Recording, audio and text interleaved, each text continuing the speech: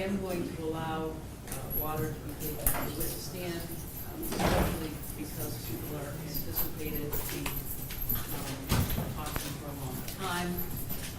And again, if the defendant himself wants a styrofoam cup of water, we can do that. I would assume he got lunch here today, and Yeah, he did eat, Judge.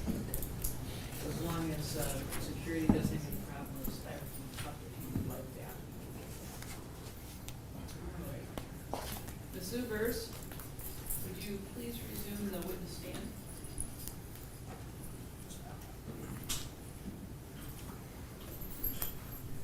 If there is anyone in my courtroom who is a subpoenaed witness, I would ask that you go to the hallway and you do not discuss your testimony with anyone until after your testimony, and then only the people who have already testified. Ms. Zuvers, I would remind you, you are still under oath. Yes, ma'am. This matter is carried 2-5-86. We were, Pictures of that. not just yet, I will in a moment. You may resume. We left off during the time period of September 2010 through November of 2010, on that period with you and John living together. Yes. Okay. During that time frame, did the defendant have 2 phones? I believe so, yes. How many of those were active during October and November 2010? I believe only one of them ultimately was because the phones on the plan that he and I had together were shut off for non-payment. And did the defendant return one of those phones to you? I believe so. Do you recall having a plan with that second phone once the boys started counseling? I had a plan. It was not with that phone.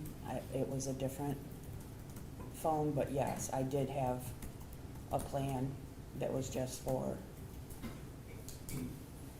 on the advisement of their counselor, for Andrew to be able to use it if he ever was scared or needed to call in an emergency.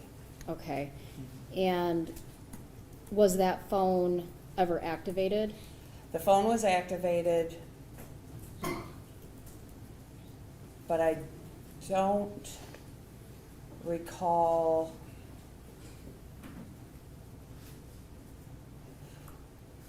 I don't recall that he ever had started using it yet or Okay. had it in his possession. So during that time, you don't recall that phone ever being in Andrew's possession? No. Okay.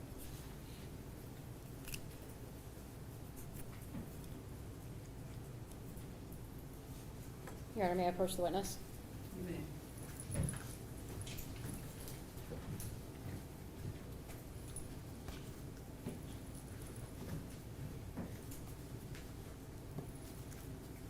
I've handed you a stack of exhibits. I don't need you to look through them just yet.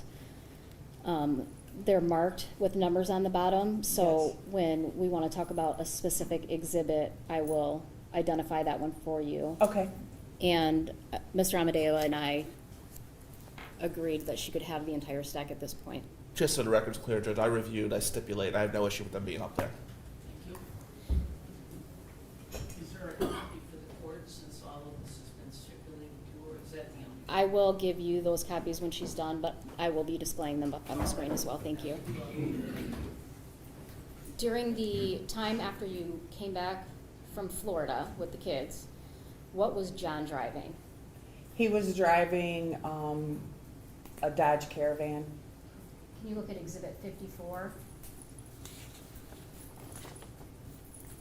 Is that the Dodge Caravan that he was driving at that time? Yes. Oh, man. When was the last time you saw that van prior to Thanksgiving Day 2010?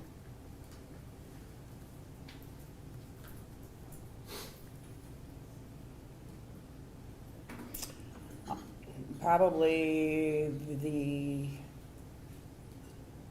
Wednesday, the 24th Of of November? November.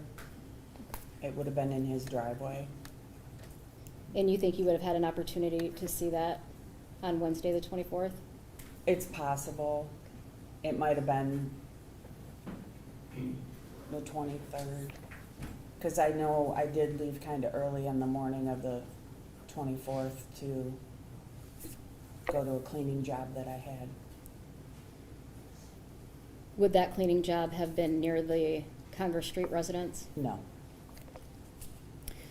The last time you saw that van, was there any damage to it?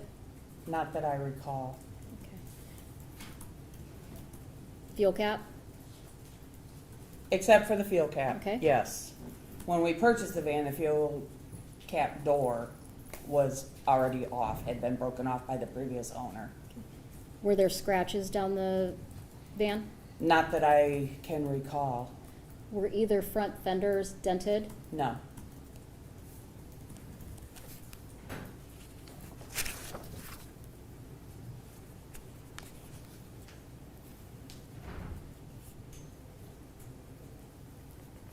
I believe you testified earlier that you knew that the marriage was essentially over in September, but you were kind of telling the defendant that you wanted to work on the marriage. Is that accurate? Correct. Is that still true in November of 2010? In the beginning of November, yes. Did that change at some point? Yes, it did. Do you recall when? The beginning of the week of Thanksgiving, so like the 21st, 22nd maybe, Do you recall what day of the week it was? a Monday night. Okay, so if that was November 22nd, does that sound accurate? Yes. 2010? And November 22nd, 2010, how old are the boys at this time? 5, 7, and 9. What happens on the 22nd? I pick the boys up from school and we go home. And at some point in that night, one of them asks me if I had ever been in jail. Okay. And I said yes, why? And they proceeded to tell me that while they were with their father that weekend, he told them that mommy had been to prison and that she was a sex offender and on the sex offender registry. Okay. So the 22nd is a Monday, and according to the court order you read, you would have gotten them back originally on Sunday night. Correct. Did And you? I did not get them back on Sunday, and that was an agreement between the defendant and I. I was going to school online, and I had a big project that was due, and so I asked him if he would be willing to keep the boys overnight and take them to school on that Monday, and then I would pick them up from school, because I knew I was going to be up late, and I did not want it to interfere with getting the boys to sleep. And Okay. So the boys start telling you these things. Do you have plans for the evening of November 22nd once the kids go to sleep? not that I can recall. Do you know if the defendant was supposed to come over to your house after the boys went to sleep? I don't remember that, but it's possible. It was his birthday. November 22nd was his Yes, birthday? Correct. So the boys tell you this. What do you do with that information?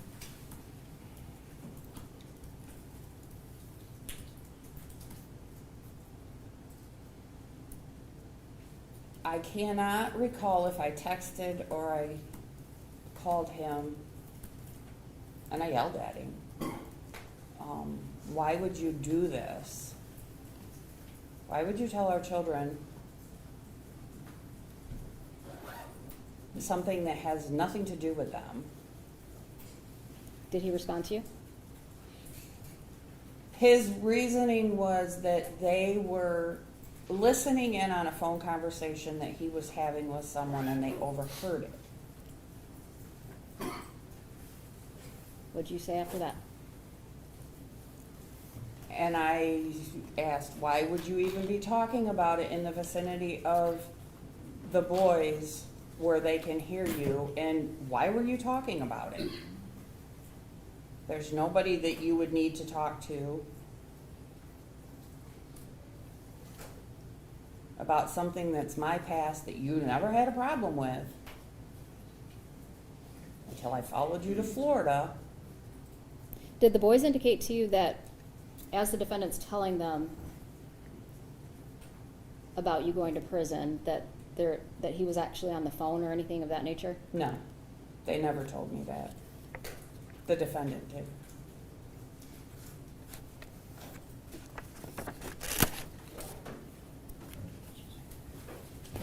What do you do after that phone conversation? I,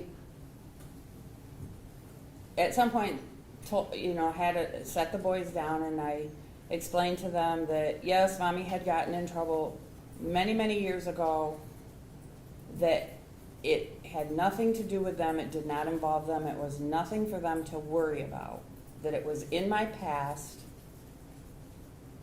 Okay. and they seemed to be okay with that, and then we did our nighttime routine and they went to bed. After they went to bed, I believe after they went to bed is when I actually called the defendant, because I did not want to do it in front of the boys. all right. What happens after the kids go to bed on the night of the 22nd? Had the phone conversation with him, and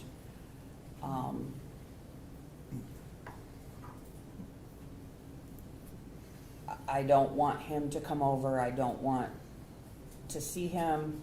I really didn't want to talk with him, but I knew I needed to address it. Can you describe how he reacted to you being angry with him?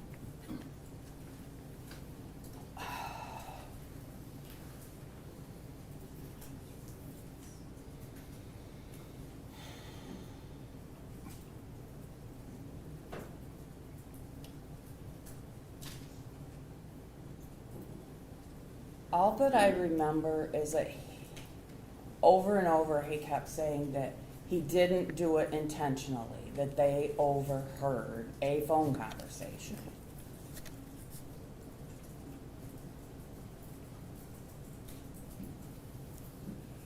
So that's on a Monday night. So then, does the defendant get the kids for visitation on Wednesday per the court order? Yes, and actually that was the Wednesday before Thanksgiving, and we had agreed to share the holiday. Okay. He wanted to get the boys to go to Thanksgiving dinner. My understanding was they were going to his relatives that lived in Morenci. They were going there for Thanksgiving, and he wanted to take the boys there, and I was fine with that because I wanted them for the weekend, because my oldest nephew was in high school, and they were going. His football team was going to the state championship at Fort Field, and I wanted to take the boys to watch their cousin play football.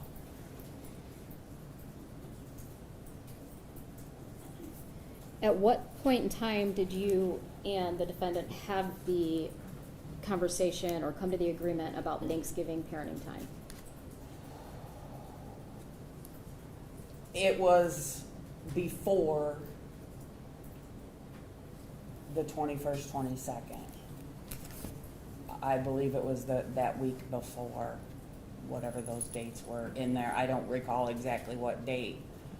Okay, so before the argument on the 22nd, you Yes. guys had already agreed that he Yes. would get some additional time? Yep. Okay. Do you know when the children were supposed to go with the defendant? I told him the normal time, which is 3 o'clock on Wednesday when school would be out.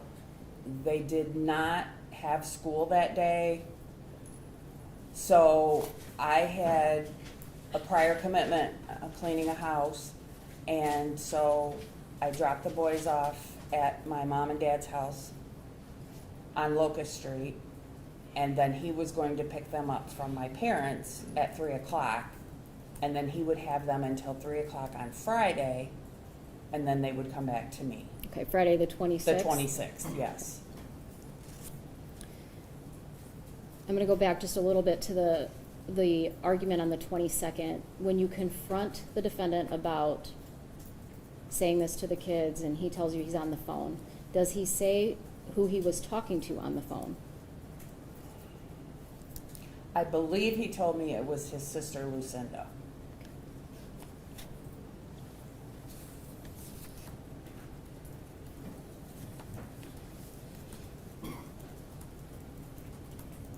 So Wednesday comes, the 24th, kids don't have school. You drop them off with your parents. Correct. Does John pick them up? Yes, he does. Okay. Who's at your parents' house when you drop off the boys? My mom and my dad. That was, yeah, they were the only ones there that morning.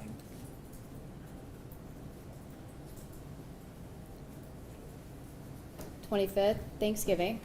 Correct. Okay, what do you do for Thanksgiving? I go with my parents to my sister Tennille's house in Kunkel, Ohio for family Thanksgiving. Who's all there? My parents, my sister Tennille, and her husband Robert, their 4 children, and I don't remember if anybody else was there. There may have been, I don't recall. When you say your sister's house in Kunkel, would that be Tennille's house? Yes, Tennille's house. All right. And were your parents there? Yes, Nieces and nephews? yes. Did you ask the defendant if the boys could go to that Thanksgiving dinner with you at some point? I don't think I did, because I knew that we had already agreed that he would have them Thanksgiving Day to do his family Thanksgiving. After the blow up on the 22nd of November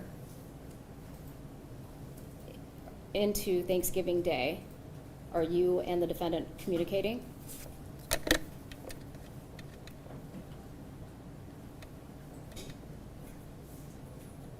Yes, he was texting, emailing, basically blowing up my phone, wanting to apologize. He didn't mean anything by telling them. Was he still expressing a desire to save the marriage at this point? Yes, On Thanksgiving Day, was the defendant messaging you and calling you and at the end of the day, I found out that yes, he had been. I had received several in the morning that when I got to the family Thanksgiving, I just put my phone in my purse and left it. Okay. Did you respond to any of those messages during the day while you're at your sister's house? Not that I recall, no. Do you remember having any phone conversations with the defendant on the morning of Thanksgiving before you went to your sister's house?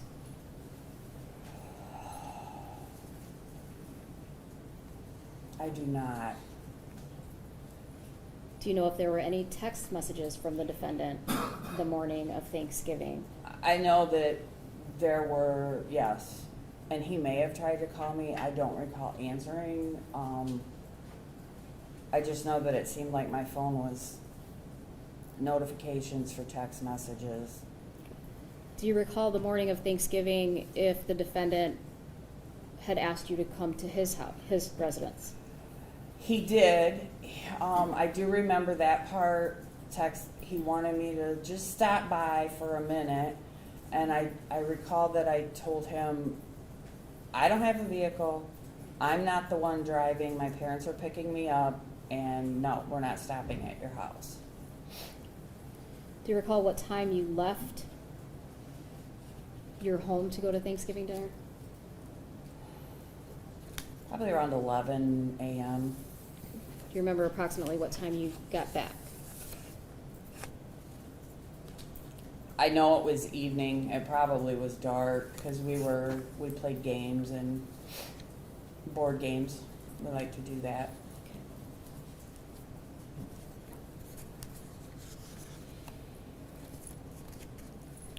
If you indicated that it was approximately 10 a.m. to approximately 6:30 p.m., does that sound accurate?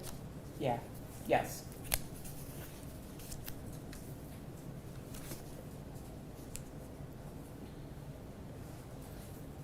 When you get home from your sister's house,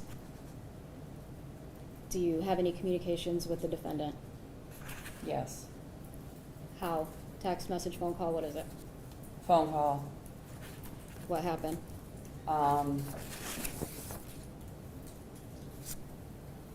He kept basically asking the same thing over and over. Is there a chance for us? Can you ever forgive me? Do you still love me? Well, it was the same type of, just phrased different ways, the whole, and I didn't want to do the conversation over the phone. I did not want to do this conversation when my sons were not with me, Why not? because he already took them once. I didn't trust him to not take them again, just by the way he was acting. And when he asked, was there any chance for us, I finally just said, no, there's not. We are not, this is not working. Do you recall approximately what time that conversation happened? I do not. So sometime after 6:30 p.m. and when you go to bed, that conversation happens? Yes. And you make it clear to him that you no longer are Want trying? to work? Yes. How does he respond to that? Angry? Do you recall anything he said at that point? No, I don't.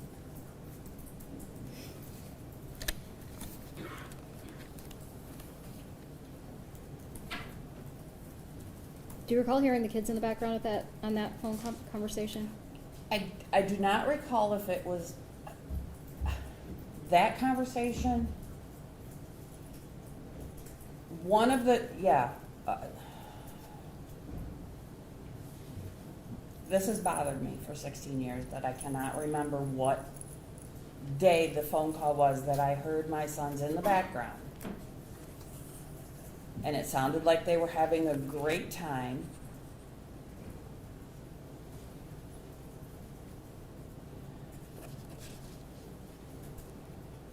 One moment, Your Honor.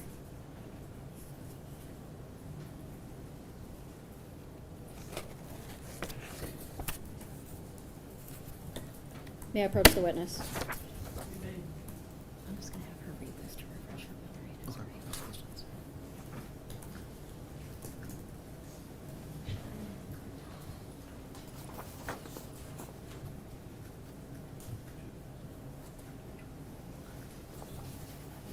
For the record, Your Honor, I have handed her, I want you to read that silently to yourself, and I'll ask you some more questions. Okay. For the record, Your Honor, I have handed her the FBI report dated November 27th, 2010, authored by Scott Ballack.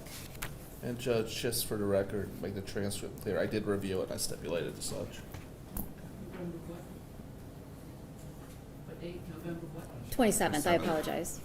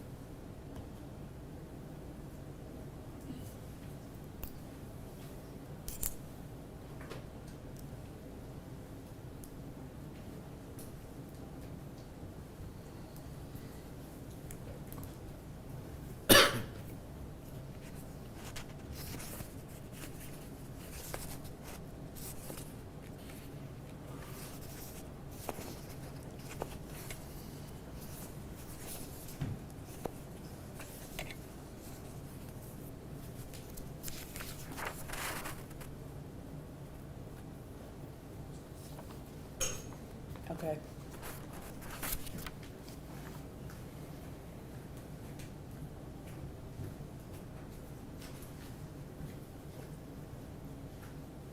Do you want her to keep it going? I'm okay with it. Just make a record of it. Okay. Does that help you remember It a little does. bit? Okay. Yes. So Thanksgiving morning, did you have a phone call with John? I did, and that's the phone call that I heard the boys in the background playing video games and having a good time. Do you recall approximately what time that was? Probably 9:30. AM? AM, yes. Okay. Did you have and so then the second phone call is where you tell John things are over? Yes. And I did not hear the boys that time. Okay.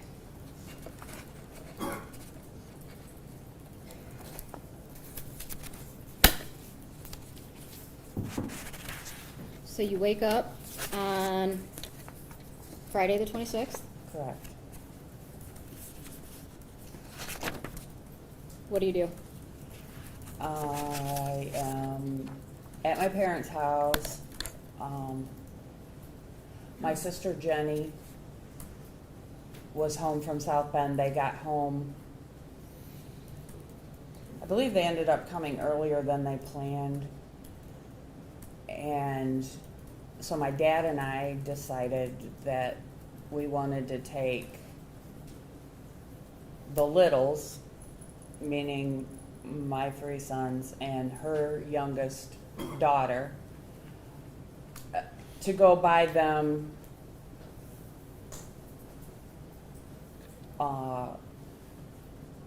Hudson Tiger gear to wear to the big football game.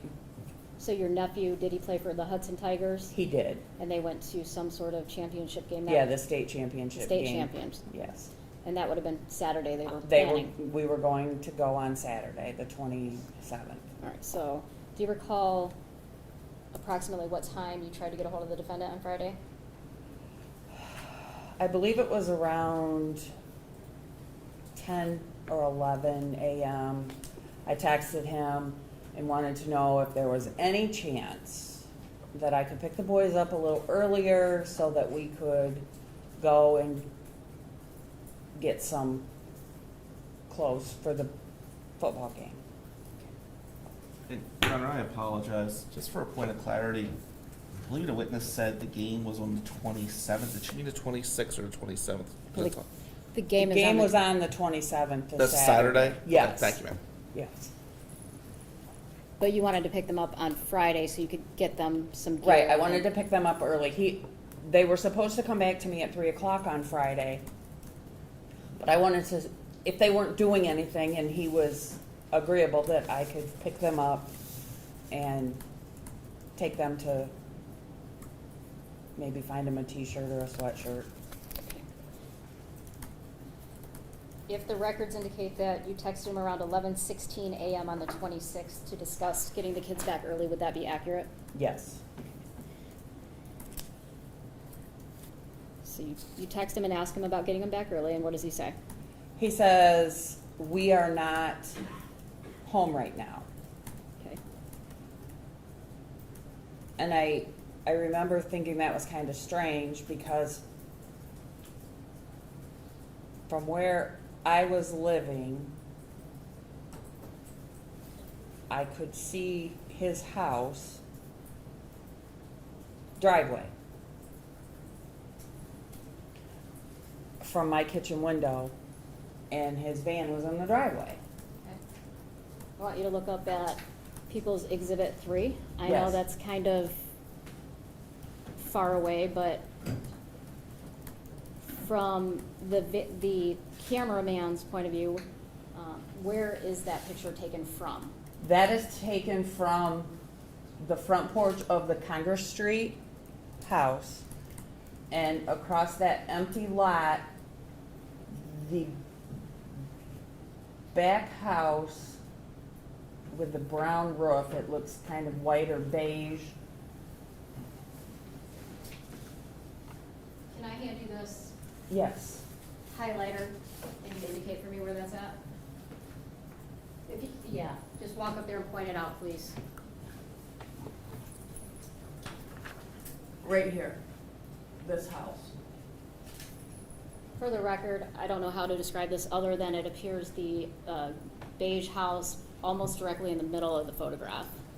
I'll stipulate to that, Judge. I Well, just, quite frankly, I'm gonna describe it a little bit. There is a tree on the opposite side of the street, and it is the second tree to the left, or the second house to the left from that tree. Would that be accurate?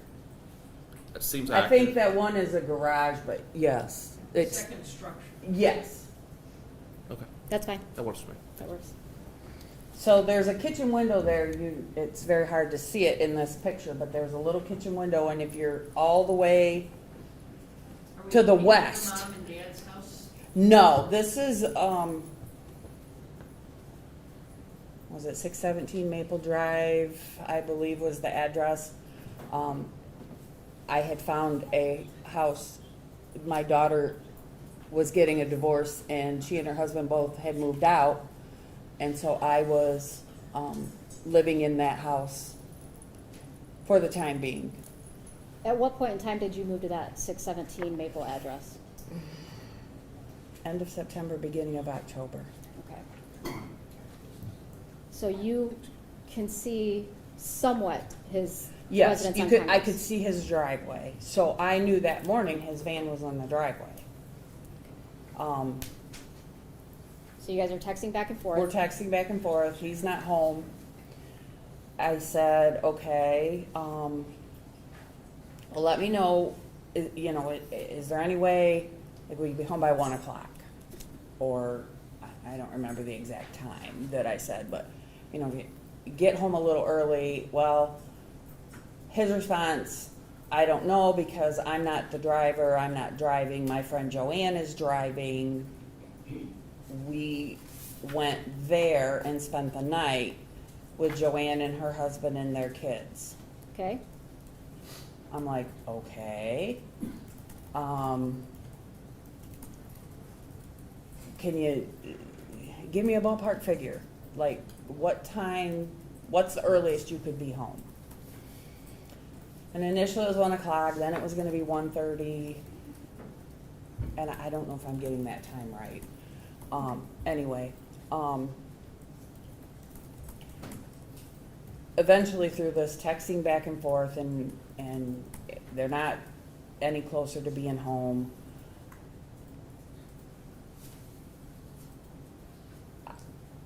I arrived back at this house okay, on Maple Drive, and because I knew I could see if they pulled in the driveway, then I could go pick the boys up. And I observed a vehicle pulling in his driveway, and I saw a woman get out and walk toward what I assume was the front door. approximately what time is this?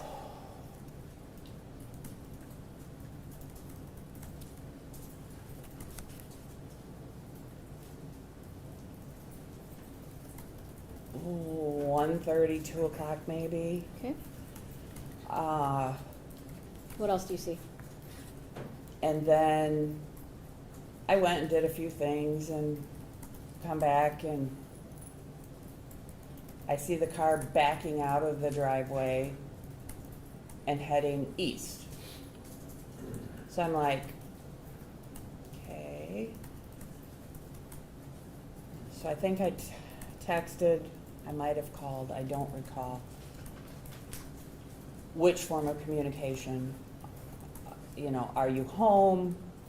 I didn't want to just say, well, I saw somebody in your driveway, because then I sound like I'm a creeper stalker. So I say and ask him if the boys are, any closer to home. And at some point, I believe he calls me. He says, well, I haven't been completely honest with you today. I'm not with the boys. I'm at Fulton County Health Center because I hurt my foot this morning, and so I'm here getting it checked out. And I said, then where are my sons? Well, they're with Joanne, they're by themselves with Joanne. I said, okay, do you have Joanne's phone number? Well, not on me. Eventually, he tells me that it's on a piece of paper at his house, but his house is locked up and I can't get into his house. Okay, I'm gonna stop you right there. Does he tell you how he hurt his foot? No. At this point, he doesn't. Other than he was doing some remodeling work and he fell off the ladder. Between the time that you text him for the first time asking if you can get the boys back early and noticing a car pull in the driveway, do you recall getting any emails that you asked the defendant about?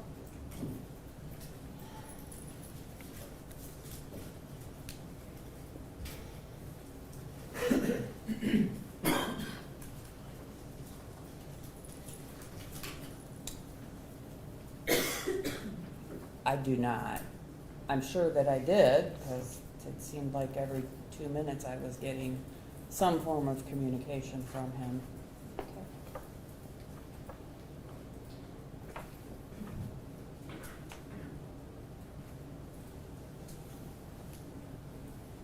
Do you remember being on Cafe Mom? Yes, I do. What is Cafe Mom? Cafe Mom was a website for moms, grandmothers. There were aunts on there. Basically for women to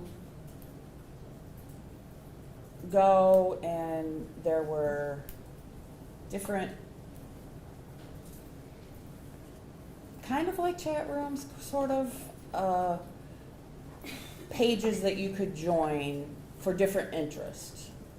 If you liked baking, there was a section for that. And so you could, it kind of reminded me a lot of like the MySpace. It had different sections, and you could share pictures in different spots, and everybody could lay their page out different.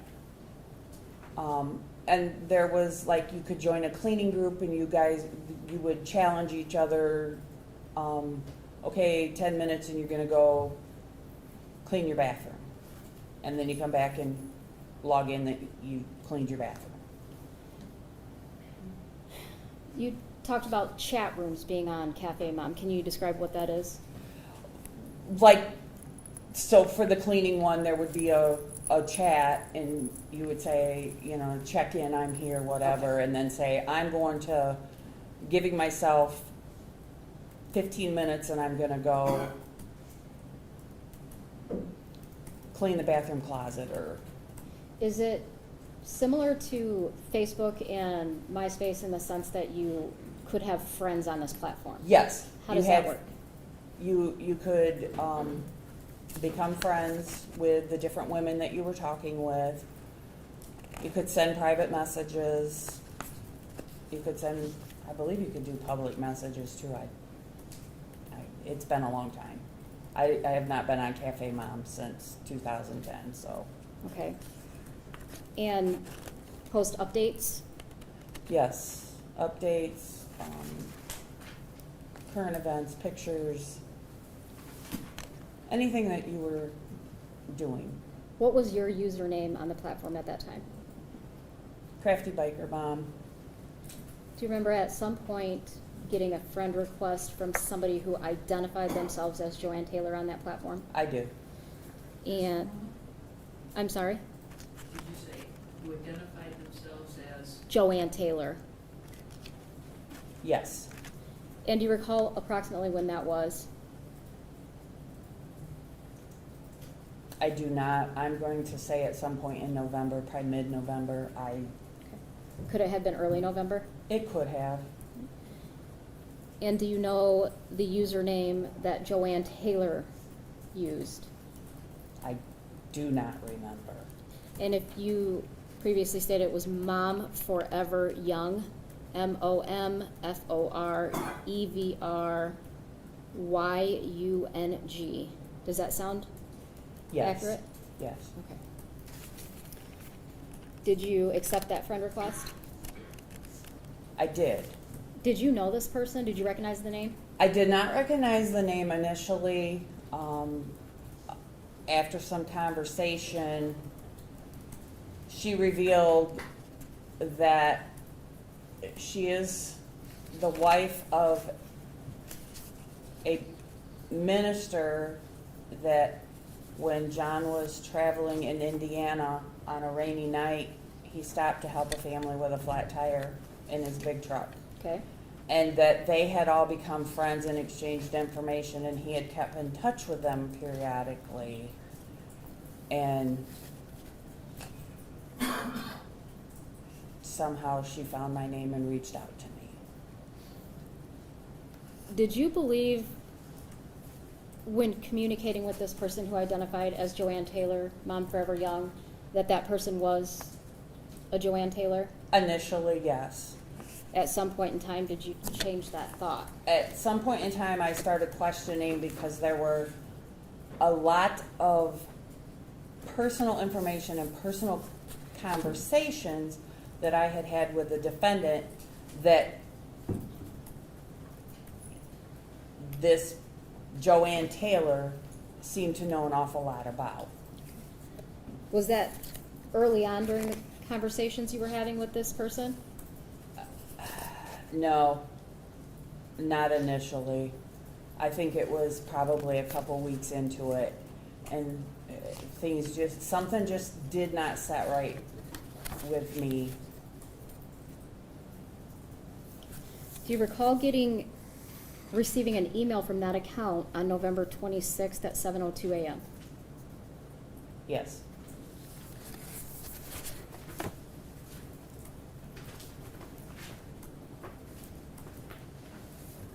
And so that would have been on the 26th, the same day you're supposed to go get the boys, correct? Correct. I'm just going to have her read the email. That's fine.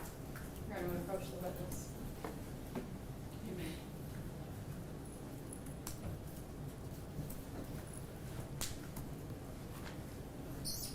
Sorry. I've handed you people's Exhibit 49, and there's a little flag on the corner of the page.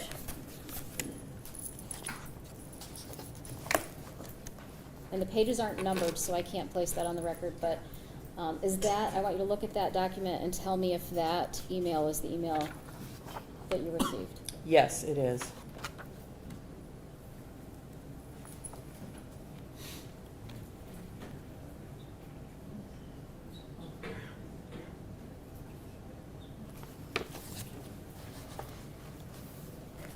Can you go ahead and read that email?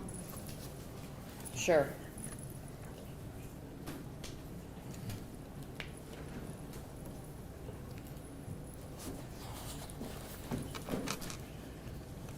It is a shame that you had to be so cruel and hurtful to your DH when all he was trying to do was make things right so the kids didn't think you were a bad person. How could you throw such a wonderful man away to deny his love? I know all he wanted out of life after you came into it was to please you, provide for you, and grow old with you. People say things in anger that they do not mean, or it comes out wrong. You should have looked at the 10 years you spent together and how hard he tried to keep food and happiness in the house. He sacrificed being home with the family so you could stay home with the kids and strangers wouldn't raise your kids for you. You never appreciated it from him and used him working and providing for the financial well-being of the family against him. He didn't care that you were a sex offender, and yet you shunned his love and hard work. You made a mistake in your past, and he accepted your flaws without question and even defended you to his family and to his mother. He grew up almost alone with his mother, and to defend a sex offender, his wife, the mother of his kids, speaks volumes of his love to you. You love staying home too much to help provide for the financial well-being of the home and sat on your ass and did nothing. And you still never praised him for the hard work he did or asked him to be home more and the money wasn't important. Your lack of respect for him devastated him to the point he felt numb in his heart, but still he came home to you and kissed you and made love to you. You were the best reason for him to come home, and he always had good things to say about you up until he worked as much as he could in a week and still couldn't make ends meet. Where were you for support? You didn't stand by your man like he stood by you with family. You cared more for your parents and sisters and all the rest more than you did for your own husband. Wouldn't you resent your husband if he did everything with his sister and parents and neglected you? You saw how your family treated him, and still you did nothing. You two were doing so good until Monday night when you found out the boys heard a conversation where your husband was once again defending you and your sex offense. It was unfortunate that your kids found out, but kids dismiss those things when the parents show their love for them. Your kids say you never play with them or help them with their homework. You sit and watch TV or on the computer or take naps every day. There are many people, including your own friends and family, that know how disgusting your house was most of the time. Your mother said she didn't get it from me, but has always been like that, and you have the guts to say your husband never cleaned up the house? You believe your own lies enough to cloud your own mind.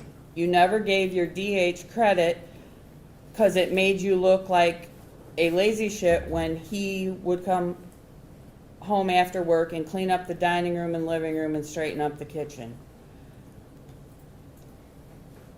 I could bet you didn't miss your nap, though. Your kids unsupervised while you nap and even got into your camera and made a video of you sleeping. LOL, how sad. It is unfortunate you love to play the victim ever since your first husband dumped your ass for screwing a little boy, and in your own home, too. How disgusting. Where was the respect for the home then? I'm glad you didn't get custody of your daughters and glad you won't have your boys to fondle or sleep with. You call yourself a Christian, but you torture your DH with threats or using your boys to get what you want from him. He loved you so much and knew he could be played with emotionally. He was a caring man and would help anyone and turn the other cheek when someone did him wrong. I blame you for your mess you're in now, and I hope you're alone for a long time. I heard you were quite a slut after prison. I'm sure it comes naturally and you will get right back into it. You pushed a good man away and blamed him for it and never took any responsibility for anything. You took the kids away from him when you knew they were not in any danger. You could have stopped all this. Your DH gave you a precious gift by dropping the custody battle, and how did you repay him? With doubts and denying his love in tears and not dropping the divorce. He lost so much weight because of a broken heart for you, and you put him down. Stop on his heart more, and instead of trying to understand things that happened, you crushed him and gave up on your vows and God. Now you have lost so much because of it. Do you feel better now knowing that the man who loved you more than life is gone because of your rejection and accusations? You have lived with being a sex offender for 12 years. Did your kids look at you any different when they found out? Did they become afraid of you after they found out? I doubt it. And yet you ignored your DH when he tried to explain what happened and persecuted him for it because he didn't tell you in the time you thought he should have, and once again denied his love. I went through marriage problems and wouldn't want to be in your shoes, to go through the heartache you're facing, but you could have made things better and been a happy family if only you didn't think your DH was like your ex. You wanted to hurt your DH before you got hurt again, but the crazy thing is your fear got the best of you and you hurt a good man. John just dropped off his sons with me, and I will be watching them until he returns. They are in good hands, so please don't worry. He said it would only be a few days. It is nice of you to let him have the boys for a long holiday weekend, though. There's a number of times in that email that the term DH is used. Do you know what that means? Dear husband or darling husband Okay. is what the moms and the wives on Cafe Mom would use. When you get this particular email, Do you have any thought on who you believe is sending that? I do. And who did you believe was sending that? John Skelton, the defendant. Why did you believe that? One word in all of that is a word he used a lot, and it was persecuted. And how did he use that term with you? Different times, he would say, like, I feel like I'm being persecuted, or they persecute me because of whatever. Was it always in relation to him being persecuted? Yes. Him being... So you get that email on Friday morning, and do you recall having a conversation with John about that? I believe I did. I think it was a text message. When you testified earlier that John told you that the kids are with Joanne, what was your response to that?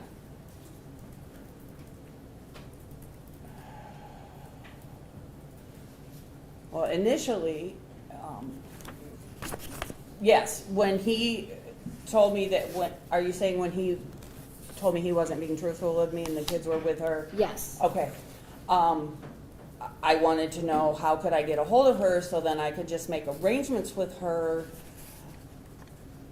Apparently they lived in Jackson, Michigan? Michigan, and I thought, well, rather than her having to drive all the way to Morenci, I could meet her part way. When he said Joanne has the kids, do you ask him for clarification, who's Joanne? I believe I did, because at that point, I don't think I had connected this with who he was talking about. Okay. And he said, well, Joanne Taylor, remember, I believe he's the family that I met when I was driving truck, Okay. 3 or 4 years before. At this point, do you become concerned at all? I think I'm wondering, like, okay, that's kind of weird. Like, my kids are with some people they just met, and you left them overnight. Had the kids talked to you about somebody named Joanne prior to this day? No, they had not. Had they talked to you about meeting any new children before this day? No, they had not. Did your kids have conversations like that with you? Oh, yes. So at what point do you become concerned about the children? When he tells me he's going to that he's in the emergency room, and I asked him if the kids were with him, and he said no, that they were with Joanne, and couldn't give me a phone number, which I found kind of strange, because you had to have talked to her on your phone. It should be in your call log, but he didn't have a phone number. It was at his house. It was locked up. I can't get in the house. She's going to call me when she gets to town. Did he indicate, he being the defendant, indicate to you that this Joanne person was going to be dropping the kids off to you at some point? Yes, he did. And did he tell you what time? 3 o'clock. Did that happen? No, it did not. Did you end up making any further phone calls to John when the children were not dropped off? I believe I tried to call him. I don't recall if he answered. I know that at some point I called Fulton County Health Center, and whoever answered the phone, I said, listen, this is who I am, and I know you're treating John Skelton. Are there children with him? And they informed me, no, there were no children with him. He was by himself. Okay. At this point in time,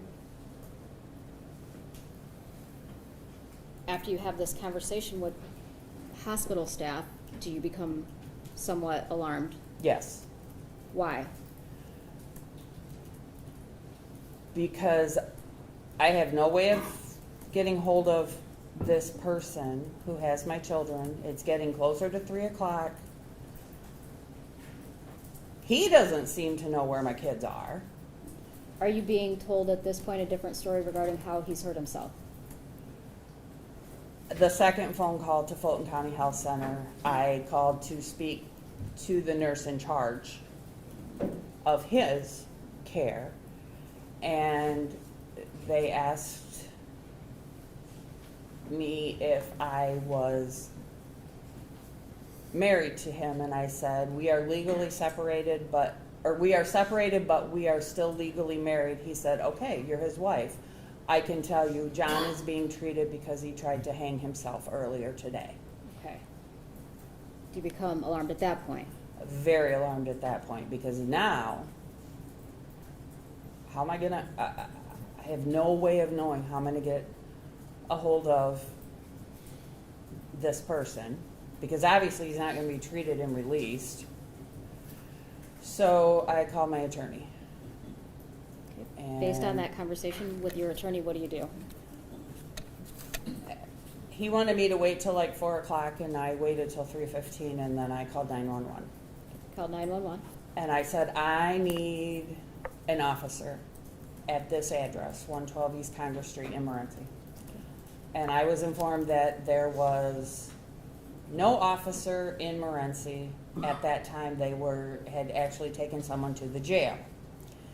And I said, then fine, I need you to send me a sheriff's car.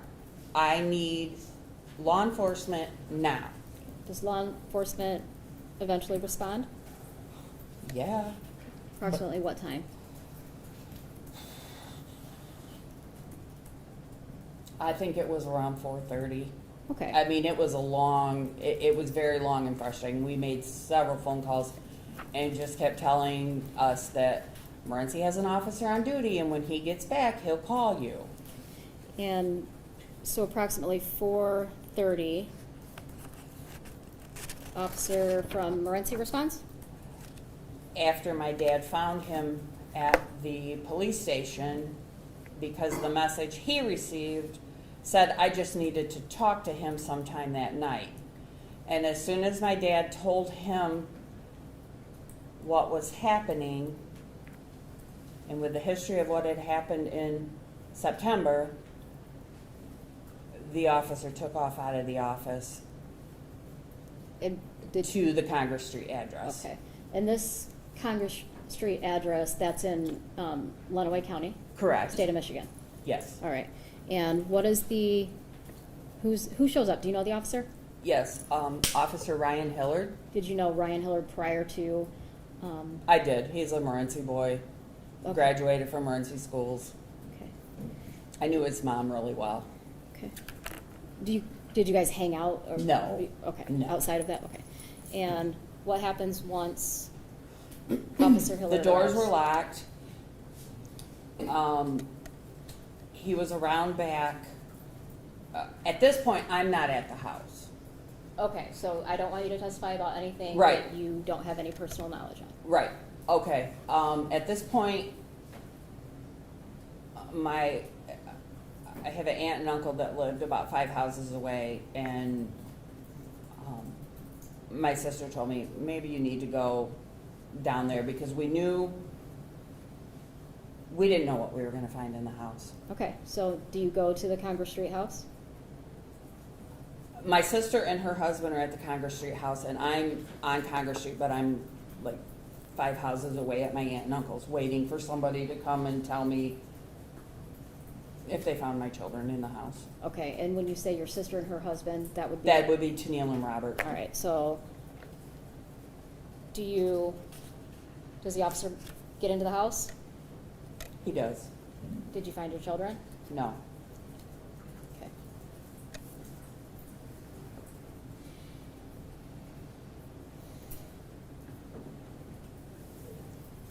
I'm showing you People's Exhibit 2.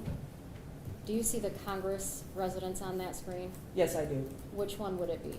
It's the one, the silver car is parked in front of it. It's got the green door, brown roof. Okay, so the house pretty much directly Pretty much below? in the center of the picture. Okay. the White House. All right. So if I'm looking to the left of the house, so east of the house, do you know who lived in that home? Yes, Adam and Gail Johnson. Okay. And this would be, so the last photograph I showed you where you could see your house, Correct. that would be This is the opposite opposite side. direction. Okay. Correct. All right. And then behind the home, there would be the back door?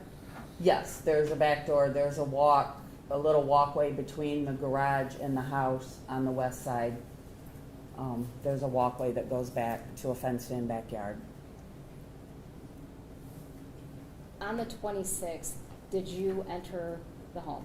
No, I did not. At some point in time, did you enter the home? I did. Do you know what day that would have been? It would have been on Saturday, the 27th, 27th. and I was accompanied by law enforcement. Okay, before we get to that, Friday the 26th, after they clear the residence, no kids are inside, what do you do next? Went back to my parents' house and waited. Officer Hillard had said that he had contacted Chief Weeks and that he was coming back to Morenci from family holiday. And I waited to hear something from Chief Weeks or Officer Hillard as to what are we doing? Okay. Anything else Friday night? I think it was about 11:25 p.m. an Amber Alert was issued. During the time that John goes into the hospital and the Amber Alert is issued, do you have other people you're calling to come sit with you at home?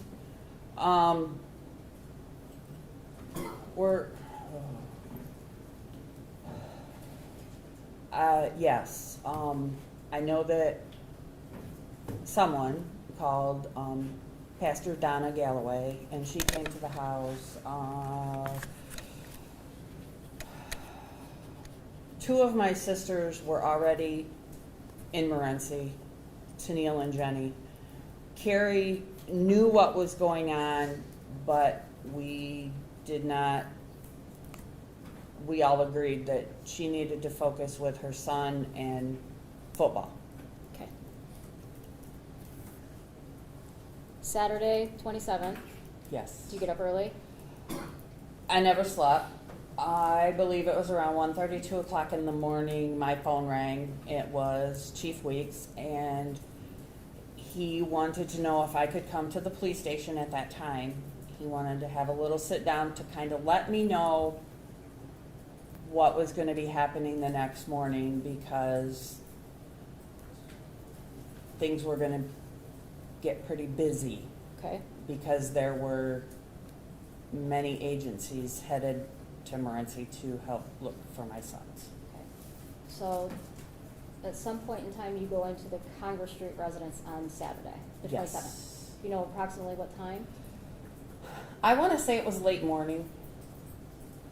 It could have been early afternoon. I don't recall. That day was very hazy. Do you remember, did you walk in the front door or the back door? Do you remember? Front door. What's the first thing that you remember? I know it was a long time ago, but what's the first thing you remember seeing? Destruction. Okay. Describe it. There was a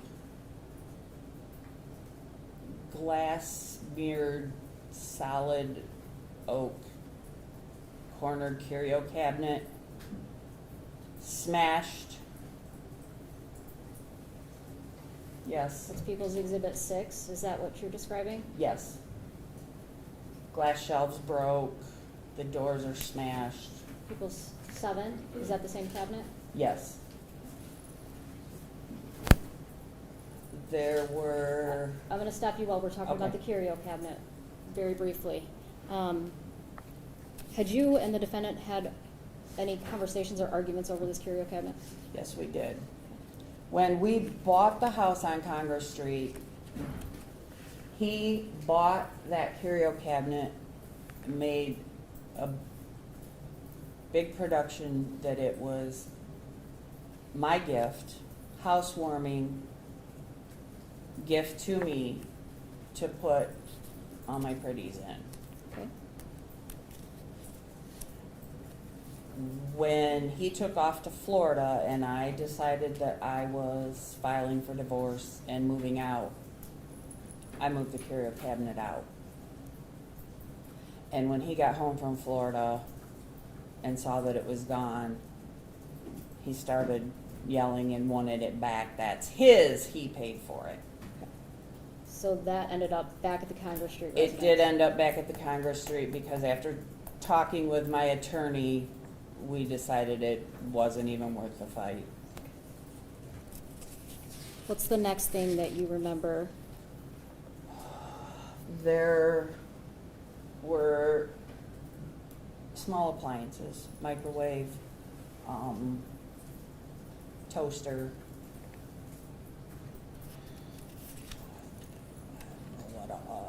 food processor, lamps, anything that had a cord on it, cords were cut off.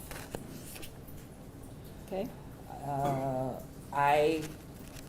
In school, I was a baton twirler, and my batons were cut into little pieces laying on the dining room table.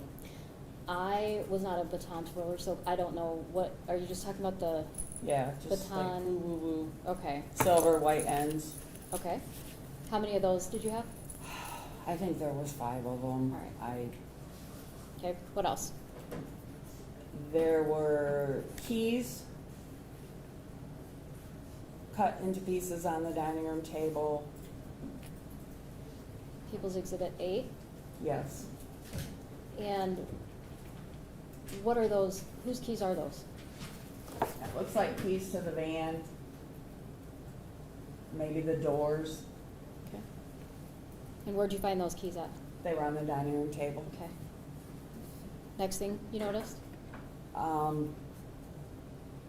believe we went upstairs next. I'm gonna stop you before you go upstairs. Do you remember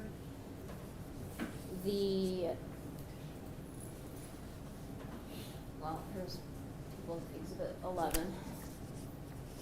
Is this the living room? Yes, that's the living room, and that is a former entertainment center that was being used as a coffee table. Okay, what's on top of the coffee table? Right in the middle, looks like a book open. That is a red covered Bible, has my name on the front of it, that was given to me in 3rd grade. So that was your Bible. Yes. And did you notice anything about the Bible?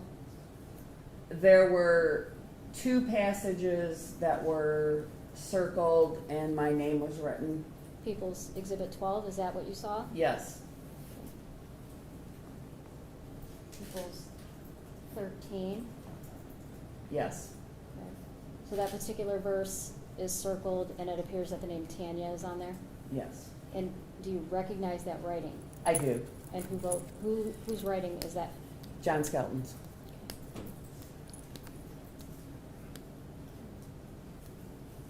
People's 14, with that particular verse that's circled, Yes. okay? Do you see your name on there? Yes, I do. Again? John Skelton. Whose handwriting? Okay.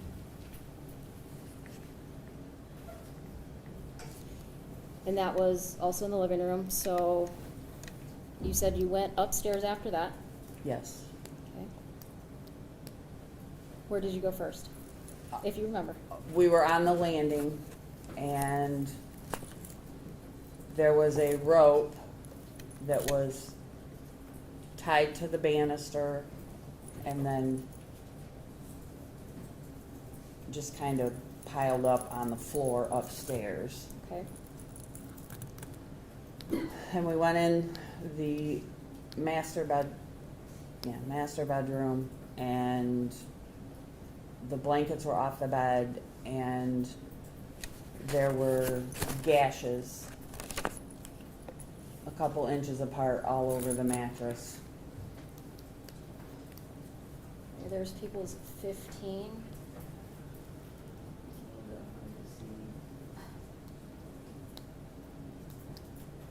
Is that the mattress you're talking about? Yes, And is that, you said that was the master bedroom? yes.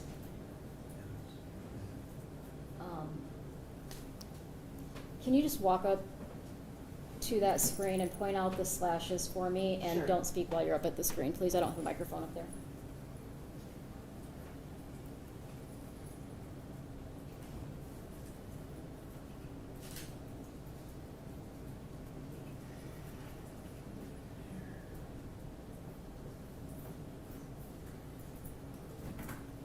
Okay.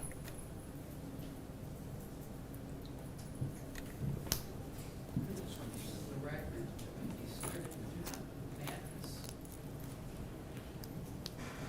One design in. It appears there is in the first square, for lack of a better term, the second square, the third square, straight lines, and then going across the mattress, and then a cut going to the foot of the bed in the first row, and then in the second row and the third row. For the purposes of the record only. Thank you, Your Honor.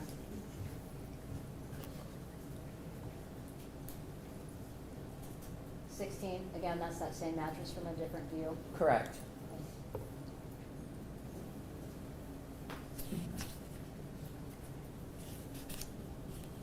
Anything else that you noticed in the house? Then we went to the basement, Okay. and there were cake pans that I would do decorated cakes. There were cake pans that were bent and smashed, and that cake pan there was used for Andrew's first birthday. Okay, so we're looking at People's Exhibit 55 now. And that's a Blue's Clues cake? Blue's Clues cake pan. Okay. And how many cake pans were in the house that were destroyed, if you can remember? 10, 15, I don't. Were they all similar to this, crumpled up? Yeah, like folded right in half. Okay. What else about the basement? In the room where all the holiday ornaments and decorations were stored, I had a nice snow globe collection, and all the globes were smashed.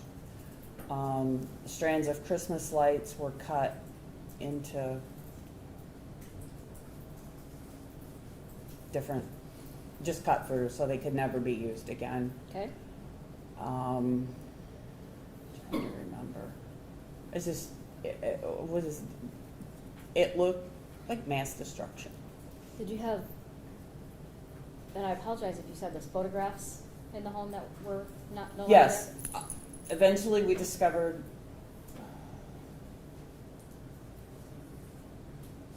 that the scrapbooks that I had made for the boys, I did notice that day, those were gone. I had 3 or 4 boxes of snapshots of my daughters that when we developed film when I was married to their dad, we always did duplicates. So then he gave me the duplicates so that we both had the same, pictures of our girls as they were growing up.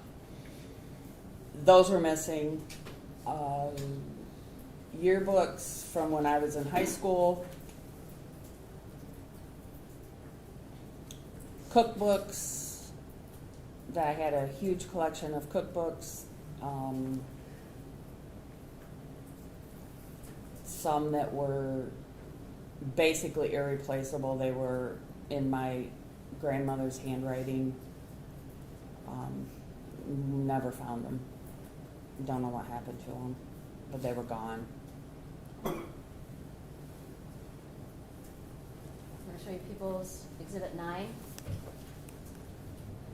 Can you identify what's in this photograph? Looks like a pair of slippers and some snow boots that belong to my sons. At this time, to the best of your knowledge, do they have any other boots? They may have had boots at my house because we had been living apart for about 3 months, so I didn't necessarily know everything that he had at his house, even though I was still in the process of moving stuff out. There's also a number of cords in this Yes. photograph. And you testified about the cords being cut? Yes. Was it consistent? Was this the way they were throughout the entire house? Somewhat. There was a pile of cords as well in the middle of the driveway. Okay. Did you see that when you walked up? I think I saw it after they had me go outside to look at the van. Okay.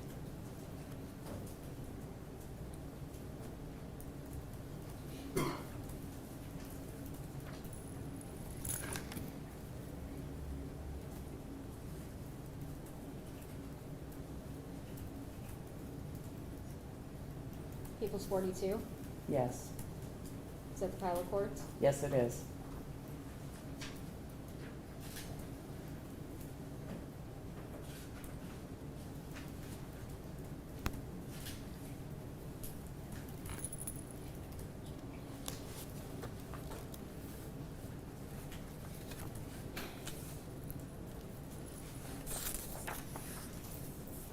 In the days following November 25th, so 26th, 27th, 28th, did anybody notify you that the defendant had left anything in the home for you? Yes. He had written me a letter, but I never saw it. Did you I see think it? at some point I read it. They might have shared it with me. Okay. Your Honor, I'm going to approach the witness.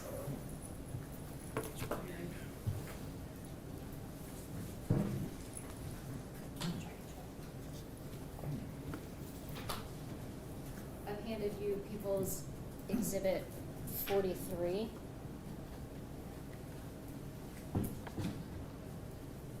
Do you recognize?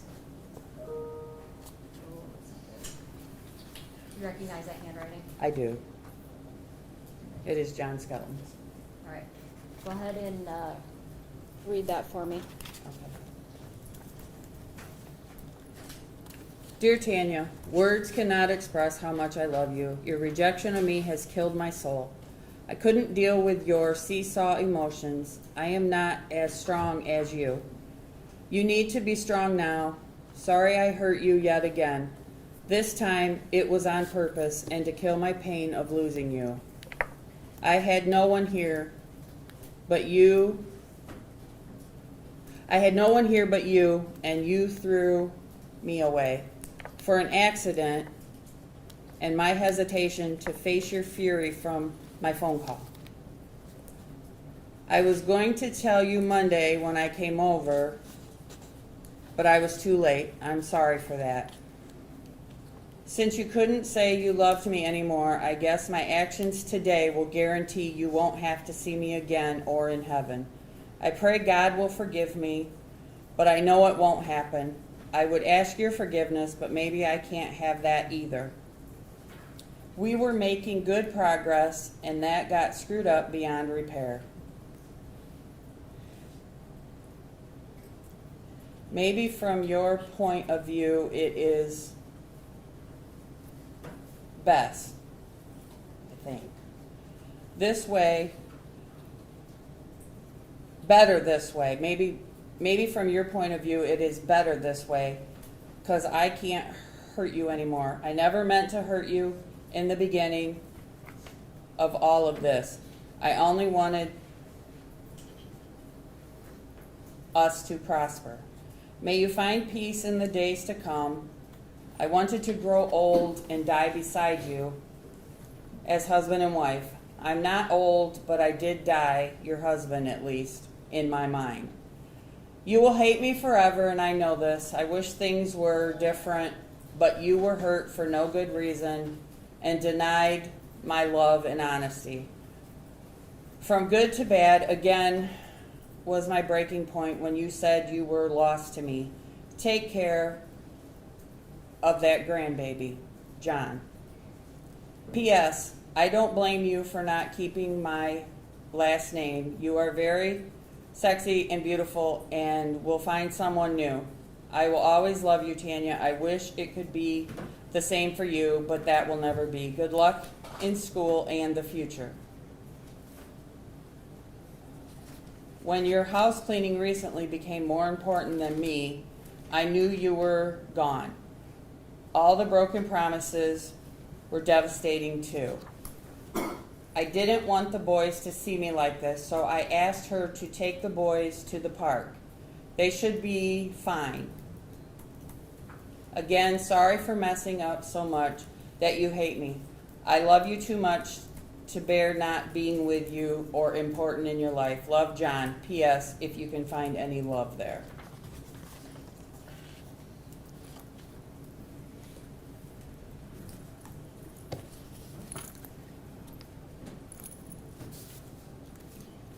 On November 27th, 2010, do you recall meeting with the FBI at your parents' house? Yes. Do you recall what that was in regards to? I believe there were a lot of times, so I'm not exactly sure which time you're talking about. I'm sorry. Did there come a time when the FBI wanted you to identify some winter coats? Yes. Okay, and would that have been on November 27th to the best of your recollection? The best of my recollection, yes. And were they in fact, Yes, they were my boys' son's coats. Their winter coats. and those were not found at the Congress residence, is that correct? I believe so, yes. They- Not found there. Okay, all right, perfect. Tanya, when was the last time that you saw your children? On Wednesday, November 24th, in the morning when I dropped them off before I went to my house cleaning job. When was the last time that you talked to your children? Wednesday morning, November 24th, 2010. Since November 26th, 2010, have you done anything to try to locate the boys? Oh, yes. What have you done? We've, and when I say we, I mean my family, because we did it as a group. We've made flyers, we've created a Facebook page. At one time, we even had a website. I've done numerous interviews, TV shows, podcasts.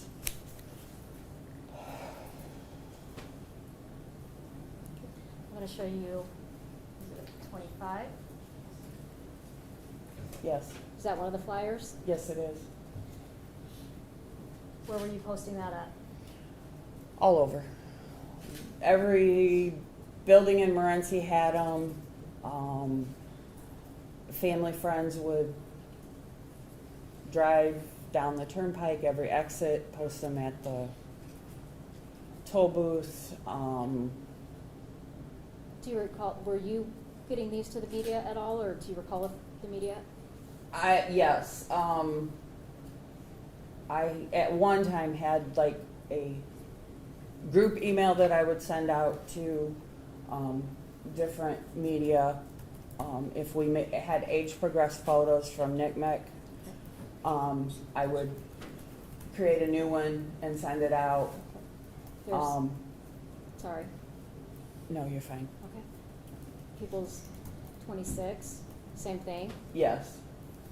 You just talked about, strike that, People's 27, is that another?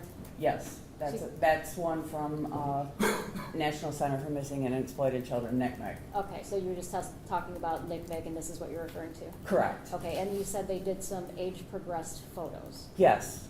Did you have to work with NCMEC to get these age-progressed photos? Yes. I had to email them pictures of myself when I was younger. This is People's 28. Is this one of the age-progressed photos? Yes, it is. And what did you do with this information? Then we would post it all over social media, make new posters.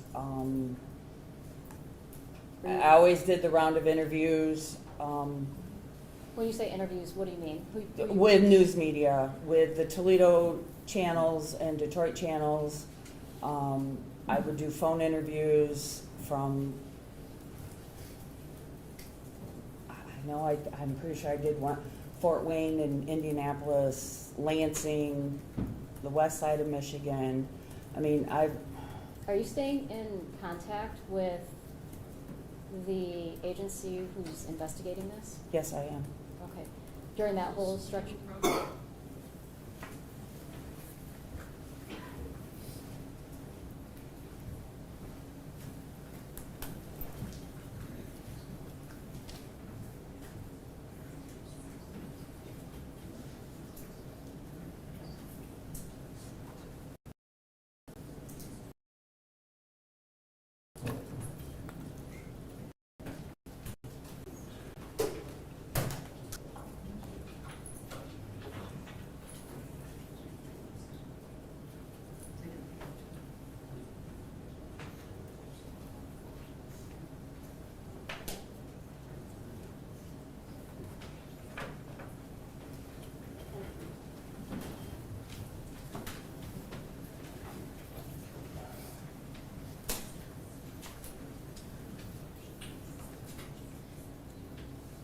At this point in time, who's taken over the investigation to the best of your knowledge?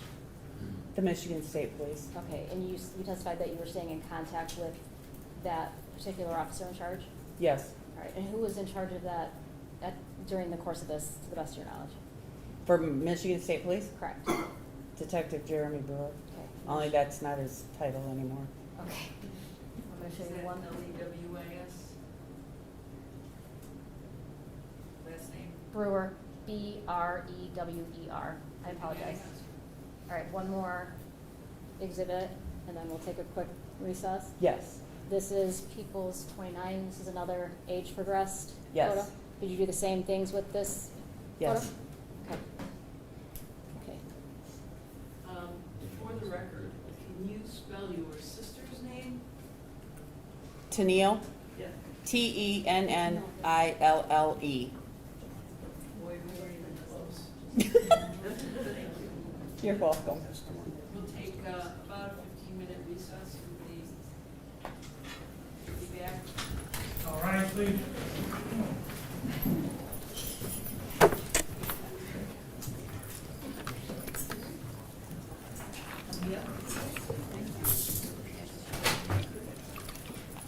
Oh, no, that's a good thing.